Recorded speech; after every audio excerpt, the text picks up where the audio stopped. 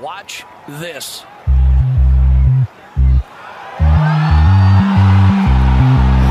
way!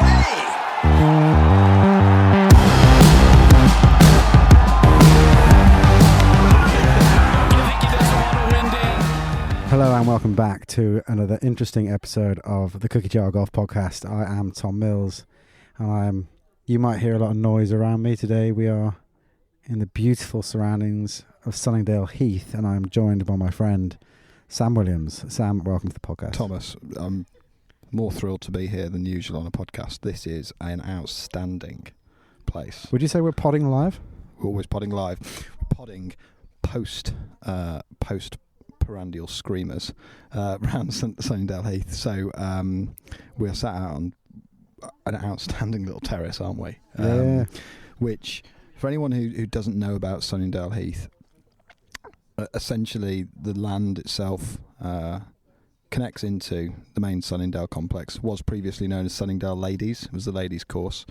And funnily enough, the old Dormy house sits behind the sort of the 16th green and the 17th tee, where which was, I think, previously attached to Sunningdale Golf Club, and this year been taken over by Kristen and Tom, who are putting a lot of investment into it. And kind of through a few conversations with a few people, we were just desperate to come down and see it. Came along yesterday for a course walk, and that was not enough. Had to get the irons out and had to have a bash. Yeah, it was pretty sick, wasn't it? I mean, we came down here yesterday for a course walk. Met a dude called Neil Flanagan, who was a complete hero.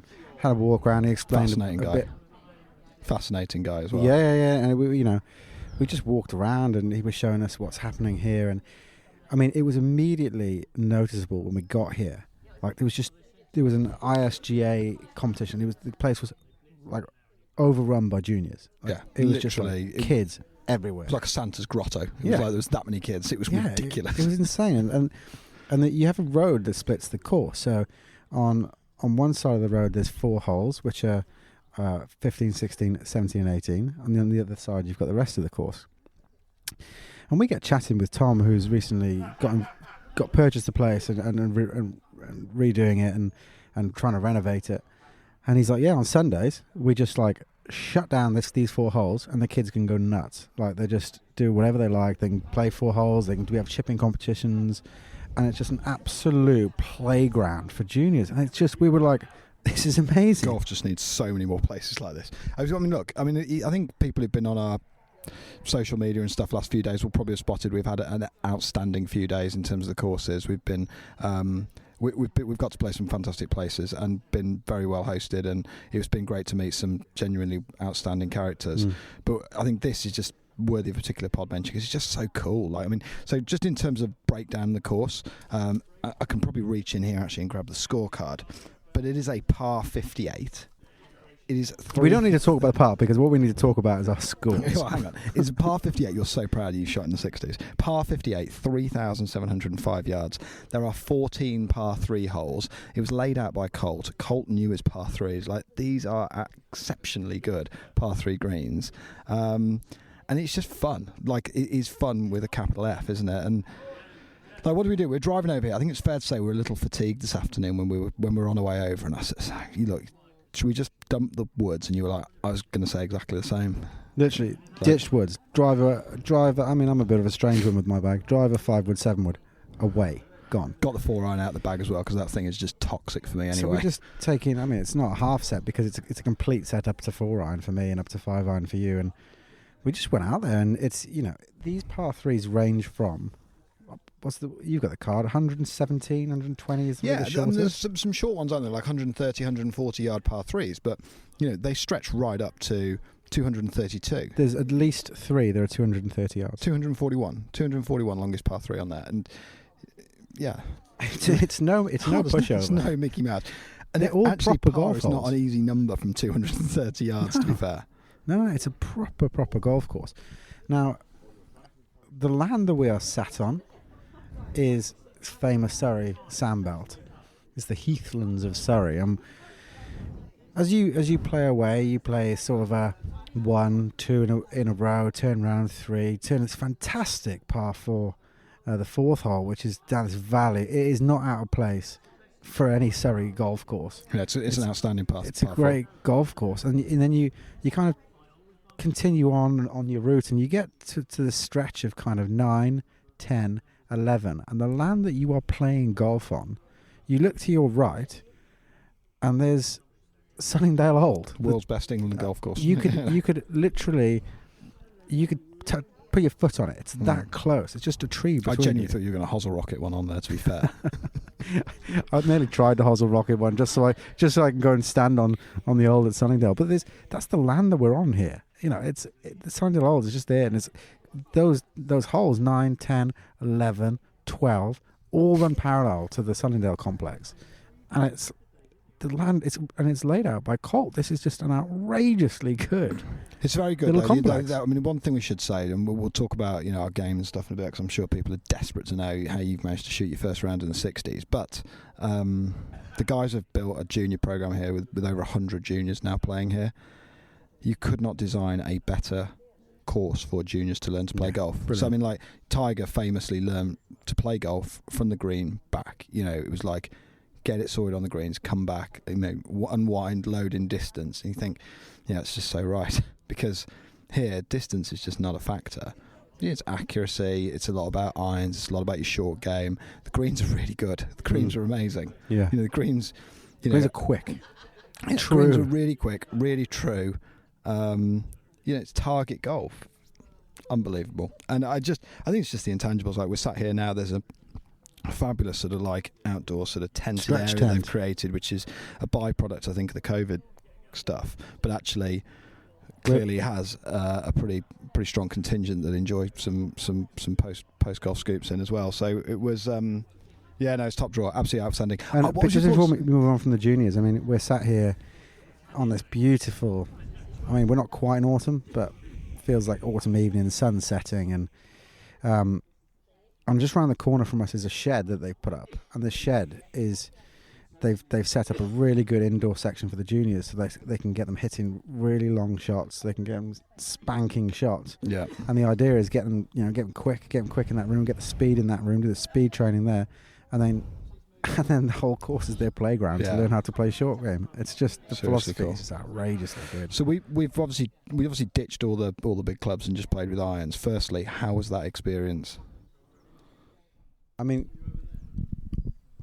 hitting irons out the toe on sound is not usually that much fun, but when you do it on the Surrey sandbelt, just so much better. The turf is just so good. It's just nothing purer than just and it's clicking irons around. No, I mean, like you said on the way round, it is the most fun shot in the game is to crunch an iron. Yeah. And this is just like 18 crunching irons, and it's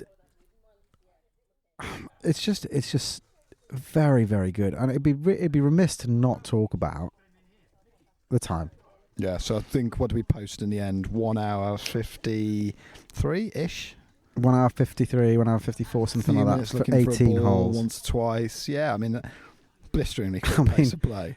But we weren't running. It felt like, I don't know what you thought. I thought the vibe out there was just super tranquil. So serene. I've never felt like as chilled on a golf course. Crail, when we played Crail earlier this year, had a similar sort of like, you just feel, and obviously there's a little bit of like not having groups behind you or in front of you and having a peaceful evening and peaceful weather, but it was serenity on a golf course, which was remarkable. Like, yeah, I mean, if you live in Surrey or Berkshire and there's a nice evening and you don't do this, it's just, you're missing so much. I mean, and this is 1 hour 55, not because we had the course to ourselves, because there was a group of ladies in front of us, and they just stayed ahead. And it's 1 hour 55. Everyone's doing it. It's not like we're just pelting away. It's just the time it takes to get around this golf course. That's cool. In terms of the match, I think we should probably talk a little bit about that. I called it on, I think, the third. I said we're going to see a hole in one here today. I don't know why. I just had premonitions. Yeah, incorrect premonitions. They were incorrect, considering the sheer quantity of golf that you and I play. We've done 5 courses in 3 days. And we have never had hole-in-ones in our lives. It was a strong move to call that we were going to have one today, and we didn't. But Yeah. we nearly saw one, didn't we? Yeah, so the 9th, so Neil, when we did the course, what Neil sort of talks about the 9th, which borders the 6th on the old, is a fabulous par 3. It's kind of maybe a little pitch downhill, but it's probably playing about 149, something like that, I think. Very small green, brilliant sort of like surrounds, false front. Just a lovely golf hole. And yeah, I've absolutely zapped that 9-iron. It's come back to within 2 inches. I mean, it was it was one of those things that the ladies in front of us had just come off the green. They'd gone into the tee above, which is elevated, and you can see down. Sam's like, "Oh, this is a really nice par 3. Why don't you just take a video of it?" So I'm standing there like they've tried to squeeze out as much room on that 9 as they can. So the tee's pretty far back. I've literally dived into an ivy bush just so I can get this to get this shot in. You know, I'm contemplating whether I'm going to get pinged on the backswing. So we happened to have it on film. I think it was sharp. Sam's like, give me your phone. This is going on Instagram. Give me your phone. I spent the next 3 holes. I nearly blew the score. He didn't speak to me. He just by like, is it uploaded? Is it on story? Can you just check? Because it was, you know, what I noticed is it was on 3G and we needed to get it on 4G. When we got closer in, we ended up on 4G. Yeah, it was very, very, very good. It went past the pin, zapped back a little bit, and yeah, you had about a foot, didn't you? How do you feel about? Obviously, you didn't play junior golf, but looking there, like, I mean, Tom just walked past us there, and you know, it's now, you know, nearly 6 o'clock in the evening. He's taking, you know, another lad out for some lessons. Like, talk about someone who's putting commitment into junior golf development. How do you feel having not played junior golf? I mean, can you imagine how good I'd be if I did?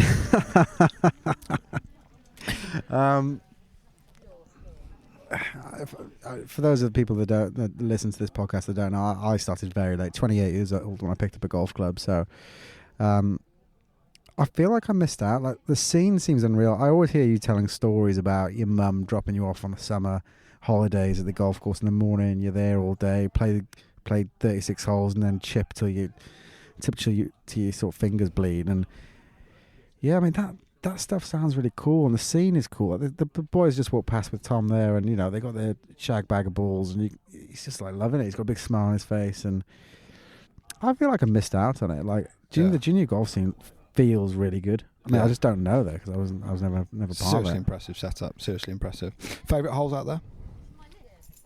9 is a very, very good golf hole. 4 is an it's outstanding. Improved when you absolutely stuff it to about 6 inches. Yeah, well, that's more enjoyable. I stuffed it to about 30 yards, so that's still enjoyed it.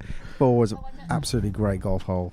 When you cross the road onto this stretch, 15, 16, 17, 18, I suppose the heathens would say this is the flatter bit of land and maybe not so interesting, but actually it's a really good little stretch it's a shortish par 3, par 4, and then 2 worldy par 3s through over sort of ravines. And I think you know, we aren't archivists of Sunningdale Heath, but we know that Colt. We'll have a go. but I'll have a good old go. We know that Colt was involved. We also know that Mackenzie was involved. Yeah, and you know, Neil was quite forward yesterday in saying that he felt a lot of the Mackenzie vibes, and yeah, you can see it. Like, there is a lot of sort of Mackenzie vibes out there as well, and it's just certainly this stretch here, I think, just like very, very good use of a fairly flat bit of land. I'd say we've had a better time out there as well for only having the irons in the bag. Obviously that's highly enjoyable, but there's a few holes. There's a couple of par 3s for sure that were beyond the limit of a 5-iron for me. One of them was like 230. I mean, I bent that thing over to like a 1-iron and just hammered it, and I still I couldn't get it out there. But what we do need if we'd have carried those woods, you nailed it on 16. I said, because I mean, we played the 16th, which is about a 200. I can look again, a 294 yard par 4.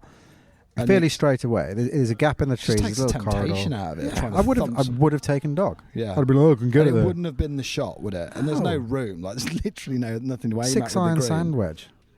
But it makes it really strategic, because I could have also hit like an 8-iron, you know, 9-iron or something at it instead. Or you look at the bunkers. It makes you play a more of a thinking game with the longer holes. And also something like Okay, let's put it out there. We've played some worldy courses this last few days. Like anyone who follows our Instagram will know this.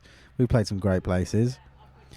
We've played all of them off the championship tees. Like we have just been like, and we've been hustled by some of Surrey's best golfers as well. Yeah, we've just like the courses we've played are long. You know, like you're having to hit really good drives, and like they're not. You know, these places aren't. You know, we're not talking about 7,500-yard monsters because they're old courses. You know, they're 6-8 or whatever they are. But like, no, but you've got to keep hitting drive. You've got to keep hitting drive. You've got to keep hitting good iron shots. And they're long. And long courses, you know, they wear you down eventually. And coming here to a short course, it's just such a breath of fresh air. Yeah, it was so much fun because, like, you know, I shot in the 60s, lad. Sam shot in the 60s, just unbelievable. And you know, it's just so much fun. There's no pressure. Let's go out there, and there's loads of long holes there, and we haven't talked about yet the green fee here. £35, I think. £35. You will not get better value for money in Surrey. Full stop. To be really clear, this is not a paid partnership podcast for Sunningdale, but we are doing it having just walked off a course and had a great time. I've got to talk about the 18th. So, 18, an outstanding finishing hole, par 3, on the card at 148. Okay. I'm just going to look at the card for the just vast jump majority. In.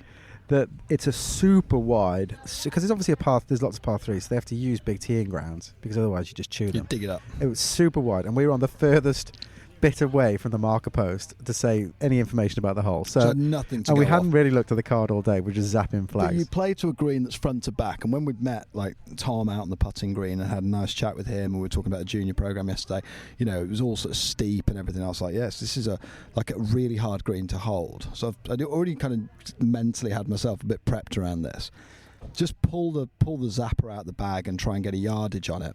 About 15 yards beyond the green, you've got that tented structure, which we were sat now. Which is, you know, currently there are 6 people sat around there enjoying a lovely glass of wine, a few pints of Peroni, and just having a lovely evening.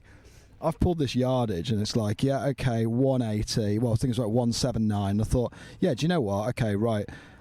Smooth I don't want to 6. jump on 7. If I hit smooth 6 and just take a bit off it, I think we're in business.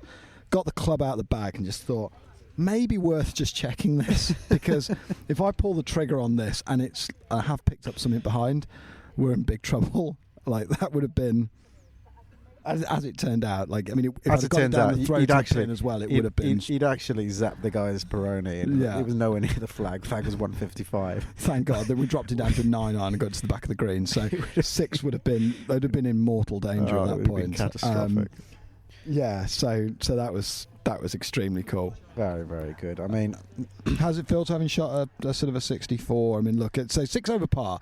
I'm going to put it out there and say par 3 is typically playing much harder to par in general because it's the execution of one long shot and 2 putts. Yeah, and you can't gain any distance. The greens are quick and they were undulating. So, you know, par 4s. I was saying on the way around, the par 4s feel like a bit of a respite because at least you can chew off a bit of yardage, and you can put a sandwich in your hand. Yeah. You know, some of these par 3s, 6, I've hit lots of 6s, lots of 7s, lots of 4s. Try and shape them. You know, the greens are really small. You miss the greens. You've usually got heather around them. Yeah, my iron play is notoriously awful anyway. So like, it's a fairly strong examination. I would come back here in a heartbeat if I was on a Surrey trip, and I think, you know, I wanted to have a bit of a chilled out evening. You know, still didn't want to just get locked up in a pub and get obliterated. If you've hit a 2 or 3 hour drive to get here on a trip, it's the perfect way of breaking it up. Yeah. Like, to sort of go, yeah, okay, well, let's just ease into it with that. If you're feeling a bit tired after a trip, you'll still have this in the locker because it's quick and it's not overly demanding in terms of the long game. And it's just perfect if you want an afternoon loop and you're not actually in the market for another sort of championship test. I'll put this out there. We landed about here 15 minutes past 3. About 3:15. That's the time we got here. We checked in. We had a chat with the lady behind the bar. We had a chat with Tom. We played 18 holes. We've come in. We've ordered drinks. We've done a podcast. And that not was even 2.5 hours 6 ago. o'clock. That was Yeah. 2 hours 45 Yeah. ago. I mean, You can be highly productive at Sunningdale Heath, it seems. yeah, very, very good. Very, very good. Anything else that's worth talking about in terms of Sunningdale Heath? I think I'm going to put it out there and say I can see serious event vibes here. Like with this tent structure, these holes and everything. I just imagine the fun you could have out here in an iron only competition. Yeah. I'd be really keen to know from our listeners if there's any demand on that, because I just think that's so cool. Imagine something where it's like, anything that's got a head cover on, and that includes irons. Excluding they are putters. not allowed on the golf Putters course. are okay. Putters, you can have one head cover. You can have one head cover on a putter, but no other head covers. You can choose driver. You'll have one It's head cover. That's it. Irons If it's a only. driver, you got to drop the putter. And I'd be really keen to know what the interest would be in that, because I mean, this is what we're talking about just here. Sorry to interrupt you. I'm watching the 18th, and I'm watching Tom come in with the junior and his dad, and they're just throwing balls around the 18th, chipping up. They've just hit a few dodging to the groups. 15th green. They're now going to go and hit a few onto the 18th green. It's all just like, it's exactly, So it's learning chilled. from the green back. Short podcast. I think people will certainly get the sense of excitement for this place that we've just come off with. Yes, we've had nice evenings, weather, we've had a great few days, but the excitement from playing that is just palpable. So Yeah. I would urge anyone who's in the market for a bit of fun, you said that. get to Sunningdale Heath. I think our listeners by now have got a ringing endorsement on Sunningdale Heath. Until next time, thank you for listening. Adios. Adios. Watch this.